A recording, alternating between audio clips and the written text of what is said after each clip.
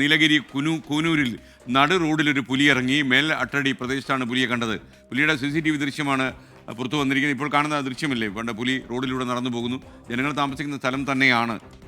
ഈ വല്ലാത്ത ആശങ്കയായിരിക്കും ജനങ്ങൾക്ക് ഉണ്ടാക്കിയിരിക്കുന്നത്. കാട്ടുമൃഗങ്ങൾ ഒന്നൊന്നായി നാട്ടിലേക്ക് ഇറങ്ങി വന്ന് നല്ല ടാറിട്ട മഹാപാതകളിലൂടെ അവർ സഞ്ചരിച്ചുകൊണ്ടേയിരിക്കുന്നു.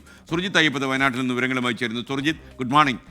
പറയൂ, പുലി നോക്കി നോക്കി നടക്കുക, എന്തെങ്കിലും കിട്ടുമോ ഭക്ഷിക്കാൻ എന്ന രീതിയിൽ? പുലിയുടെ നോട്ടം കണ്ടപ്പോൾ പേടിയാവുന്നു, പറയൂ.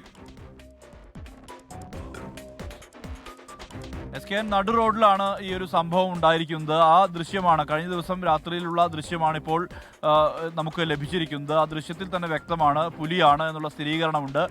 പുലി നടു റോഡിലൂടെ നടന്നു പോവുകയാണ്. നീലഗിരിയിലെ കൂനൂരിലെ മേൽ അട്ടടി എന്ന് പറയുന്ന പ്രദേശത്തു നിന്നുമാണ് ഈ ഒരു കാഴ്ച ഉള്ളത്. അതായത് ജനവാസ മേഖലയാണ്, തോട്ടം മേഖലയാണ്, തേയിലത്തോട്ടങ്ങളൊക്കെ നിറഞ്ഞ മേഖലയാണ്.